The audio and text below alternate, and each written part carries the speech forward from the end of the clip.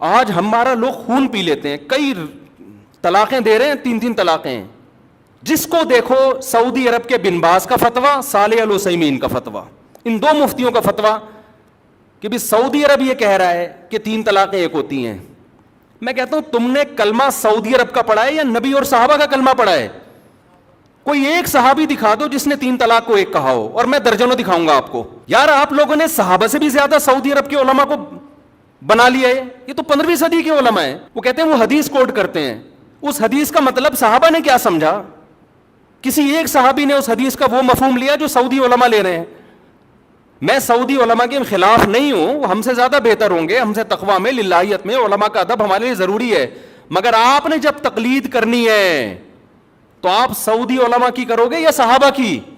صحابہ کی کرو گے. آپ فقہ حنفی کو نہیں مانتے, آپ شافعی کو نہیں مانتے, صحابہ کو تو سب مانتے ہیں نا. کوئی ایک صحابی دکھا دو جس نے 3 طلاق کو ایک کہا ہو. حتیٰ کہ جو صحابی 3 کو ایک کہنے والی حدیث بیان کر رہے ہیں وہ بھی 3 کو کتنی کہتے ہیں؟ 3 کہتے ہیں. اس کا مطلب اس حدیث کا وہ مفہوم نہیں ہے جو بن باز مراد لے رہے ہیں. ایسے تماشے ہو رہے ہیں نا طلاقوں کے بعد آج کل. شوہر طلاقیں دیتا ہے, بیوی اپنی مرضی کا فتویٰ, بیوی کو رہنا ہے تو اہل حدیث سے فتویٰ لا رہی ہے, نہیں رہنا تو حنفیوں سے فتویٰ لے کے آ رہی ہے. قرآن نے جہاں طلاق کے مسائل بیان کیے وہاں اللہ نے کہا کہ اللہ کی آیات کو, اللہ کے احکام کو مذاق نہ بناؤ. اہل حدیث حضرات علماء کی انتہائی عزت کے ساتھ, لیکن میں یہ اپنا رونا میں ان کے سامنے روتا ہوں کہ آپ لوگوں کی وجہ سے طلاق کے احکام مذاق بن چکے ہیں اس وقت. آپ اس پہ دوبارہ سے تحقیق کریں. اس لیے ہم کہتے ہیں لوگوں کو مجتہدین کو فالو کرو, ان کا علم آج کے مولویوں سے زیادہ, وہ قرآن و حدیث کو آج کے لوگوں سے زیادہ بہتر سمجھتے تھے. ہم قرآن حدیث کے مقابلے میں ابو حنیفہ کو فالو نہیں کرتے, خوب سمجھ لو. ہمارا یہ رائے ہے, فتویٰ ہے, جو صحیح حدیث کے مقابلے میں ابو حنیفہ کو فالو کرے گا کافر ہو جائے گا. گمراہ تو دور کی بات ہے. بات یہ ہوتا ہے کہ حدیث کا ایک تشریح ابو حنیفہ کہتے ہیں, ایک تشریح آپ کی نظر میں ہوتی ہے. ہم اس تشریح کو ترجیح دیں گے جو ابو حنیفہ کی رائے ہوگی. آپ کی رائے پر ابو حنیفہ کی رائے کو ترجیح دے رہے ہیں, نبی کی رائے پر ابو حنیفہ کی رائے کو ترجیح نہیں دے رہے. خدا کی قسم لا الہ الا اللہ, جو قرآن و حدیث پر ابو حنیفہ کو ترجیح دے گا اللہ کی قسم کافر ہو جائے گا وہ. ہمارا موقف 2 اور 2 4 کی طرح ہے, لیکن بات یہ آپ کے کہنے سے نہیں ہم کریں گے. آپ کی ایک رائے ہے جو صحیح بھی ہو سکتی ہے, غلط بھی. ابو حنیفہ کی بھی ایک رائے ہے جو صحیح بھی ہو سکتی ہے, غلط بھی, لیکن اس میں غلطی کا امکان کم, آپ میں غلطی کا امکان زیادہ ہے. تو طلاق ثلاث میں تو 4 ائمہ متفق ہیں. یہ تو تابعین تبع تابعین کے دور کے ہیں, سارے صحابہ متفق ہیں. آپ کو حدیث مل گئی, یہ کیسی بات ہے بھائی؟ میں ایک اہل حدیث عالم کے پاس گیا, میں نے فتویٰ دیا تھا 3 طلاقیں واقع ہو گئی ہیں. وہ صاحب لے آئے اہل حدیث سے فتویٰ. میں نے ان سے کہا کہ آپ تقلید کرتے ہیں؟ انہوں نے کہا نہیں میں تحقیق کرتا ہوں. میں نے کہا چلو پھر میں اہل حدیث عالم کے پاس چلتا ہوں, اب تحقیق کی دنیا میں ہم دیکھتے ہیں کون صحیح ہے کون غلط ہے. آپ نے تو تحقیق کرنی ہے نا, تقلید تو کرنی نہیں ہے. لیکن یہ کر رہے تقلید ہی ہوتے ہیں, لیبل تحقیق کی, کیونکہ تحقیق پھر پوری ہوتی ہے, ادھوری نہیں ہوتی. میں ان اہل حدیث کے پاس گیا, بڑے احترام سے بیٹھا, میں نے کہا حضرت آپ نے فتویٰ دیا ہے, اس کی دلیل دیں. انہوں نے صحیح مسلم کی مشہور حدیث پیش کر دی, نبی کے دور میں 3 ایک سمجھی جاتی تھی, ابو بکر کے دور میں. میں نے کہا ایسے تو متا کے بارے میں بھی آتا ہے, نبی کے دور میں متا جائز سمجھا جاتا تھا, ابو بکر کے دور میں عمر نے پابندی لگائی, تو پھر متا بھی حلال ہے. کہہ رہے نہیں اس کے تو منسوخ ہونے کی دلیل ہے. تو میں نے کہا اس کے بھی منسوخ ہونے کی دلیل ہے, ادھوری حدیث نہ بتائیں, دوسری حدیث بھی بتائیں. پھر وہ کہنے لگے, میں نے کہا پھر خود اس حدیث کے جو راوی عبداللہ بن عباس ہیں وہ خود کہہ رہے ہیں کہ 3 طلاقیں ایک وقت کی 3 ہوتی ہیں. تو وہ جواب میں کہتے ہیں کہ ہم نے کلمہ عبداللہ بن عباس کا نہیں پڑھا, ہم نے کلمہ نبی کا پڑھا ہے. میں نے کہا ویل ڈن, حضرت مجھے یہ بتائیں کہ آپ نے نبی کا کلمہ پڑھا ہے, عبداللہ بن عباس نے کس کا کلمہ پڑھا تھا؟ انہوں نے نبی کا کلمہ پڑھے بغیر یہ فتویٰ دے دیا. تو میں عرض کر رہا ہوں کہ لفاظی ہے, سمجھ رہے ہیں, لیبل اچھے اچھے لگے ہوئے ہیں. باقی ہر چیز میں اہل حدیث کو غلط نہیں کہتا, بعض چیزوں میں صحیح ہیں وہ, اور بعض چیزوں میں دیوبندی غلط ہے, معذرت کے ساتھ. اللہ یہ کہ دیوبندیوں کے جو محققین ہیں, بڑے بڑے علماء ہیں, وہ ایسی غلطیاں نہیں کرتے. مفتی تقی عثمانی صاحب ہو گئے, اس لیول کے جو علماء ہیں نا وہ معتدل ہیں. وہ آپ نے دیوبندیت کو سمجھنے کے لیے ہر آدمی کو فالو نہیں کرنا, ہر ایک کا بیان آپ یوٹیوب پہ سن کے فتویٰ لگا دو کہ یہ ایسا نہیں ہے بھائی. بعض لوگ کیا کرتے ہیں, دیگ کے چاول جیسے تھوڑے سے چکھے آپ نے اور پوری دیگ پہ حکم لگا دیا. بعض لوگ کیا کرتے ہیں, کسی اسکالر نے کوئی مسئلہ غلط بیان کیا, فوراً کوئی فتنہ پرور بیٹھا ہوتا ہے, اس کا کلپ چلاتا ہے, دیکھو دیوبندی کیا کہہ رہے ہیں. او بھائی یہ ایک پورا دیوبندی ٹھیکیدار تھوڑی ہے یہ بندہ کہ جو بولے گا آپ نے سب پہ ٹھوک دیا اس کو. میں تو آپ کو پھر بھی دیوبندی بریلوی کی بحث میں, یہ تو لوگوں نے مشہور کی ہوئی ہے, ہمیں تو ہم اللہ کی قسم اٹھا کے کہتے ہیں کہ اپنے نام کے ساتھ نہ دیوبندی لگاؤ نہ بریلوی. میرے نام کے ساتھ لگایا تھا, میں نے ہٹوایا ہے لوگوں سے. یہ بھی ہمارے اکابر کی تعلیمات ہیں.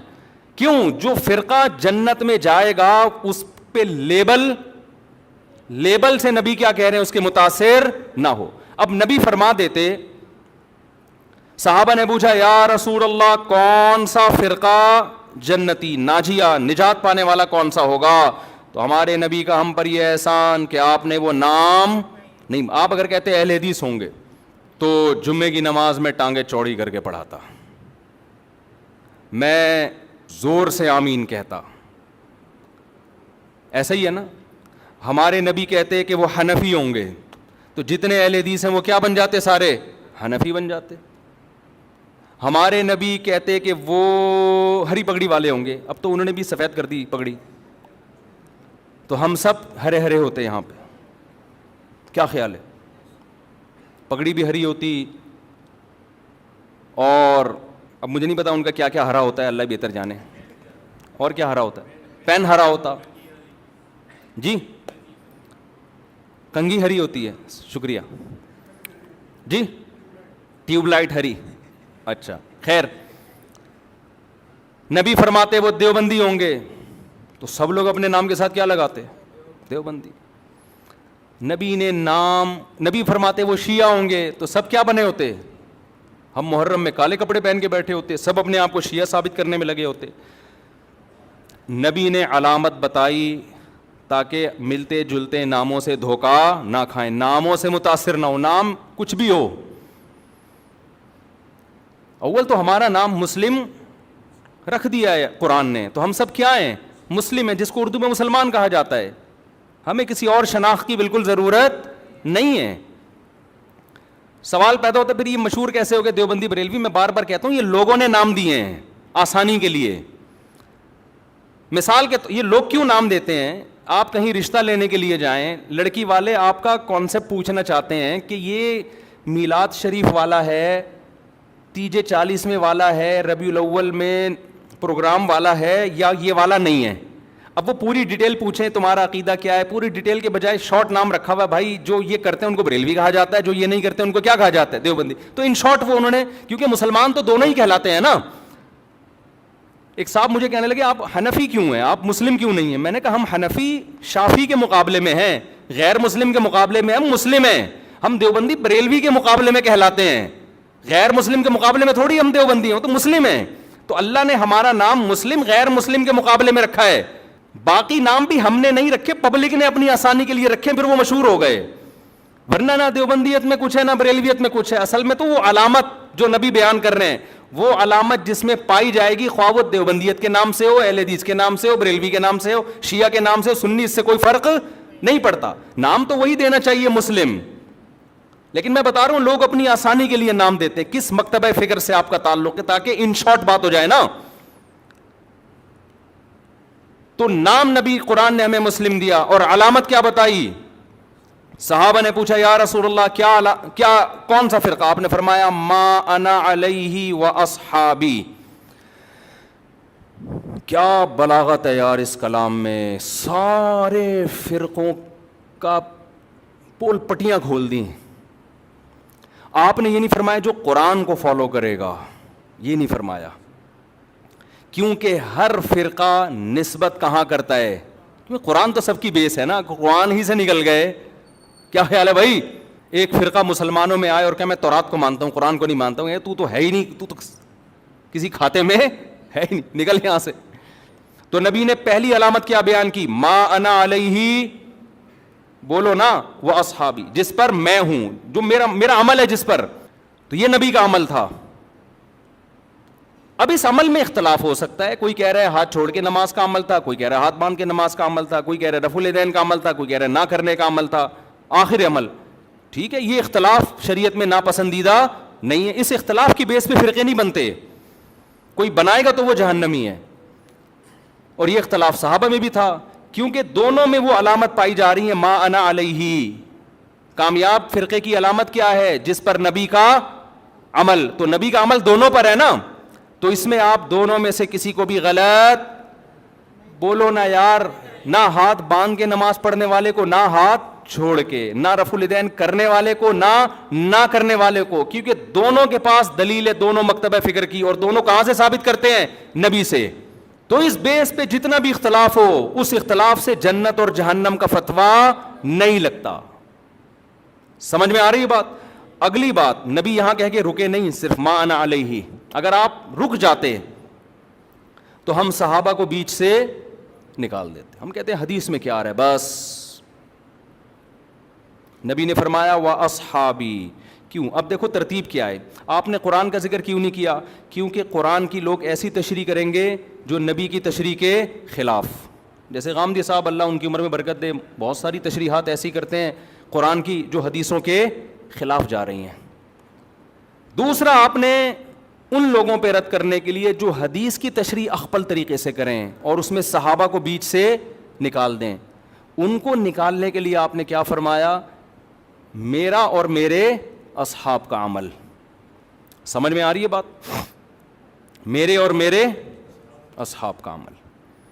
کیا مطلب؟ ایسے فرقے آئیں گے جو قرآن کی تشریح اخپل طریقے سے کریں گے, حدیث کو بیچ سے نکال دیں گے, یہ بھی جہنمی, چاہے وہ اپنے آپ کو صبح و شام اہل قرآن کہتے ہوں. لیبل جو منکرین حدیث ہیں ان کا پتہ ہے اپنے فرقے کا نام کیا رکھا ہے؟ اہل قرآن.